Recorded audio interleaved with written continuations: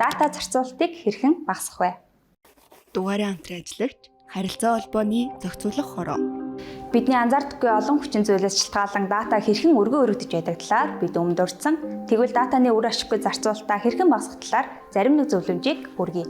Нэгдүгээрт, аппликейшнуудын арын үйл ажиллагаанд хэрэглэж буй датаг хязгаарлах. Хэрэв та iPhone хэрэглэдэг бол Settings рүүгээ ороод General Background App Refresh тохиргоог унтраах хэрэгтэй. Хоёрдугаарт, өндөр чанартай видео контентийг хязгаарлах. Энэ та өөрөө хүсвэл дата ашиглаж байх үедээ өндөр чанартай видео контентийг автоматар татах үзэх боломжийг тохируулна гэсэн үг юм. Netflix стримингийн үйлчлэгийг гар утаснаас ашиглаж байх үедээ data usage-ийг save data дээр тохируулах. Мөн download хэсгийн Wi-Fi only video quality хэсгийг стандарт болгон өөрчлөөрэй. Гуравдугаарт, автомат тоглуулагчийг унтраах. Аппликейшн болон вебсайт дээрх видеог автоматар тоглуулах тохиргоо нь таны гар утасны дата ашиглалт хийхин нөлөөлдгийг бид өмнө дурдсан.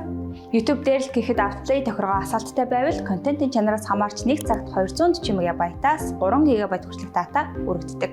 Тиймээс энэ хэрэглэг хянаа гэвэл аппликейшн бүрийн settings дэх media хэсэг рүү нэвтэрч автоплей тохиргоог Wi-Fi only эсвэл never autoplay videos болгох хэрэгтэй. Таны дата хурдан дуусаад байвал өөрийн датагаа үр ашиггүй өргөдөхөөс зайлсхийх энэ мэт арга замуудыг туршаалтыг үзээрэй.